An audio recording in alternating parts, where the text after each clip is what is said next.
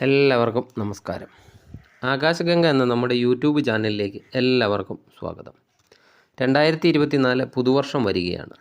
ഈ പുതുവർഷത്തിൽ ഓരോ നക്ഷത്രക്കാരുടെയും പൊതുഫലം എന്താണെന്ന് നോക്കാം. ശ്രദ്ധിക്കുക, ഇത് ഓരോ നക്ഷത്രത്തിൽ ജനിച്ച വ്യക്തികളുടെയും പൊതുവായി വരാൻ സാധ്യതയുള്ള കാര്യങ്ങളാണ് പറയുന്നത്, അല്ലാതെ വ്യക്തിപരമായ ഫലങ്ങളല്ല.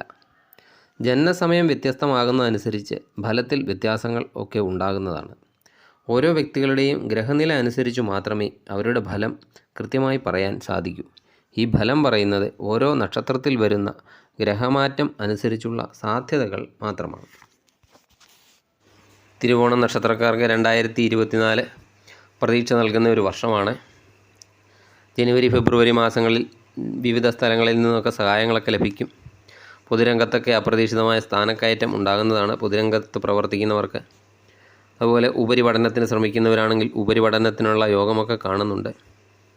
അതുപോലെ വസ്തുനിഷ്ഠമായ പ്രവർത്തനങ്ങളൊക്കെ ലക്ഷ്യപ്രാപ്തിയിലെത്തിക്കാൻ സാധിക്കുന്നതാണ്. പ്രവർത്തന വിജയത്താൽ സാമ്പത്തിക നേട്ടവും ഉണ്ടാകുന്നതാണ്. മുടങ്ങിക്കിടന്ന കാര്യങ്ങളൊക്കെ പുനരാരംഭിക്കുന്നതാണ്. സ്വന്തം ഗ്രഹത്തിൽ നിന്ന് മാറി താമസിക്കേണ്ട അവസ്ഥകളൊക്കെ ഉണ്ടാകുന്നതാണ്. വ്യക്തിബന്ധങ്ങളൊക്കെ നിലനിർത്താൻ ചില വിട്ടുവീഴ്ചകളൊക്കെ ചെയ്യുന്നതാണ്. അതുപോലെ പ്രതീക്ഷിച്ചിരിക്കുന്ന ധനമൊക്കെ വന്നു ചേരാൻ ഇടയുണ്ട്. കോടതി കേസൊക്കെ ഉള്ളവരാണെങ്കിൽ കോടതി കേസുകളിലൊക്കെ വിജയം പ്രതീക്ഷിക്കാം.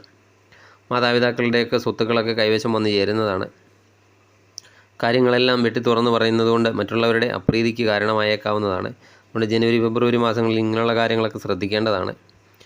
അതുപോലെ അലസത മൂലം ചെയ്തു തീർക്കേണ്ട പല കാര്യങ്ങൾക്കും മുടക്കം സംഭവിക്കുന്നതാണ്, അതും ശ്രദ്ധിക്കണം. മാർച്ച് ഏപ്രിൽ മാസങ്ങളിൽ ചെയ്യുന്ന പ്രവൃത്തികളിലൊക്കെ ലക്ഷ്യം നേടാൻ സാധിക്കുന്നതാണ്.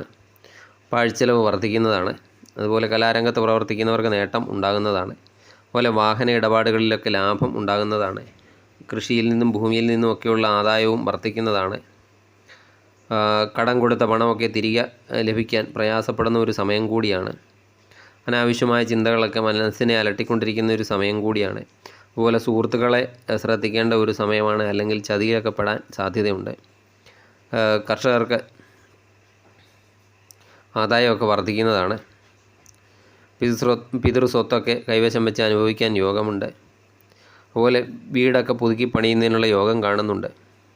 ജീവിത പങ്കാളിയിൽ നിന്നും ഉണ്ടാകുന്ന പെരുമാറ്റമൊക്കെ മനോദുഃഖത്തിനൊക്കെ ഇട വരുത്തുന്നതാണ്.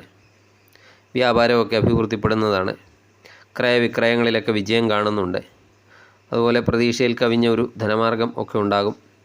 വരവും ജലവുമൊക്കെ പൊരുത്തപ്പെട്ട് കൊണ്ടുപോകാൻ സാധിക്കുന്നതാണ്. എന്തെങ്കിലും സഹായമൊക്കെ വാഗ്ദാനം ചെയ്തവരാണെങ്കിൽ അവർ അതിൽ നിന്നൊക്കെ ചിലപ്പോൾ പിന്മാറിയേക്കാം. അതുപോലെ അയൽക്കാരുമായും സുഹൃത്തുക്കളുമൊക്കെയായി അകൽച്ചയ്ക്ക് ഇടയുണ്ട്.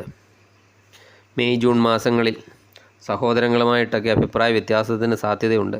അതുപോലെ പുതിയ ബിസിനസ്സുകളൊക്കെ ആരംഭിക്കുന്നതാണ്. പല രംഗത്തും എടുത്തു ചാടാനുള്ള പ്രവണതയൊക്കെ ഉണ്ടാകും, അതൊക്കെ ഒഴിവാക്കേണ്ടതാണ്. പ്രവർത്തന രംഗത്തുണ്ടായിരുന്ന തടസ്സങ്ങളൊക്കെ മാറിക്കിട്ടുന്നതാണ്. യാത്രകൾ ധാരാളം ചെയ്യേണ്ടി വരുന്നതാണ്. അധികാരവും പ്രശസ്തിയും ഒക്കെ നേടിയെടുക്കാൻ മെയ് ജൂൺ മാസങ്ങളിൽ സാധിക്കുന്നതാണ്.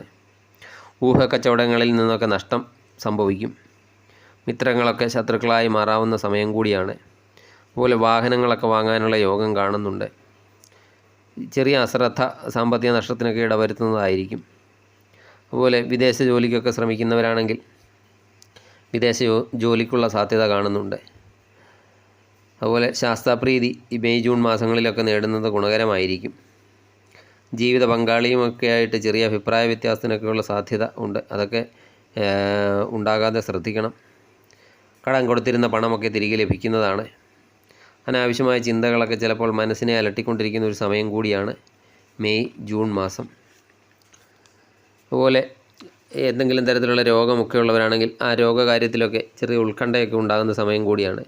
രോഗമൊക്കെ ഉള്ളവരാണെങ്കിൽ കൃത്യമായ ചികിത്സ ഒക്കെ ഉറപ്പുവരുത്തേണ്ടതാണ്.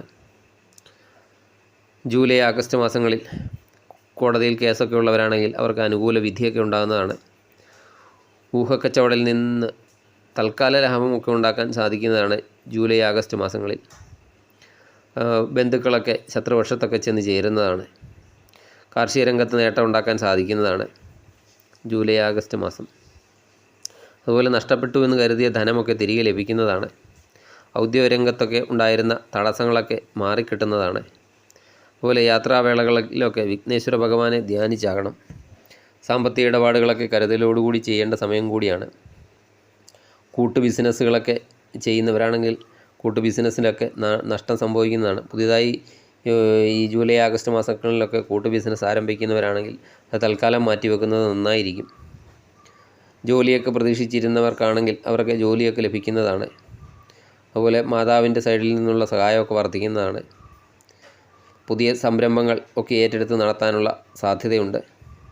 വിദ്യാഭ്യാസ രംഗത്തൊക്കെ നല്ല രീതിയിലുള്ള മാറ്റം കാണുന്നുണ്ട്. അതുപോലെ ഈശ്വരചിന്തയൊക്കെ കൂടുതലായി വർദ്ധിക്കുന്ന സമയമാണ്. ധനരംഗത്തുണ്ടായിരുന്ന ചെറിയ ബുദ്ധിമുട്ടുകളൊക്കെ മാറിക്കിട്ടുന്നതാണ്. അതുപോലെ പൊതുരംഗത്തൊക്കെ പ്രവർത്തിക്കുന്നവരാണെങ്കിൽ അവർക്കും ഉയർച്ചയുടെ ഒരു കാലമാണ് ജൂലൈ ആഗസ്റ്റ് മാസം. സെപ്റ്റംബർ ഒക്ടോബർ മാസം ആകുമ്പോഴേക്കും സ്വന്തമായി സ്ഥലം മേടിക്കാനൊക്കെ ആഗ്രഹിച്ച് നടക്കുന്നവരാണെങ്കിൽ അതിനൊക്കെ ചെറിയ തടസ്സങ്ങളൊക്കെ ഉണ്ടാകുന്നതാണ്. അതുപോലെ മറ്റുള്ളവരുടെയൊക്കെ സാമ്പത്തിക ബാധ്യതകളൊക്കെ ഏറ്റെടുക്കരുത്. ദാമ്പത്യ പ്രതിസന്ധികളെയൊക്കെ തരണം ചെയ്യാൻ സാധിക്കുന്നതാണ്. ആത്മധൈര്യമൊക്കെ അല്പം വർദ്ധിക്കുന്നതാണ്. അതുപോലെ നാൽക്കാലികളിൽ നിന്നൊക്കെ ധനലാഭം ഉണ്ടാകുന്നതാണ്. സാമ്പത്തിക സ്ഥിതിയൊക്കെ അല്പം മെച്ചപ്പെടുന്നതാണ്. കുടുംബത്തിലേതെങ്കിലും തരത്തിലുള്ള മംഗളകർമ്മങ്ങളൊക്കെ നടക്കാൻ സാധ്യതയുണ്ട്. വന്ന് ഏതെങ്കിലും അവസരമൊക്കെ കിട്ടുന്നത് നല്ലതുപോലെ ഉപയോഗിച്ചില്ലെങ്കിൽ പിന്നീട് ദുഃഖിക്കേണ്ടതായി വരുന്ന ഒരു സമയം കൂടിയാണ് സെപ്റ്റംബർ ഒക്ടോബർ മാസം. അതുപോലെ വസ്തു സംബന്ധമായ കൊടുക്കൽ വാങ്ങലുകളൊക്കെ നടക്കാവുന്നതാണ്. സാമ്പത്തിക ക്രമക്കേടുകൾ ഒക്കെ ഏതെങ്കിലും രീതിയിൽ ഉണ്ടാകാനിടയുണ്ട്. അപ്പോൾ സാമ്പത്തിക കാര്യങ്ങളിലൊക്കെ ശ്രദ്ധിക്കണം. സുഹൃത്തുക്കളുടെ സൈഡിൽ നിന്ന് സഹായമൊക്കെ ലഭിക്കുന്നതാണ്. മനസ്സ് അസ്വസ്ഥമായിക്കൊണ്ടിരിക്കുന്ന ഒരു സമയം കൂടിയാണ്. ഭക്തിമാർഗങ്ങളിലൊക്കെ കൂടുതൽ ശ്രദ്ധ ചെലുത്തേണ്ട ഒരു സമയമാണ് സെപ്റ്റംബർ ഒക്ടോബർ മാസം.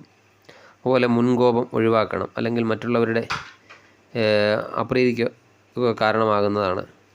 ചിലവുകളും നിയന്ത്രിക്കേണ്ടതാണ്. തീരുമാനങ്ങൾ ആലോചിച്ചൊക്കെ മാത്രമേ ചെയ്യാവൂ.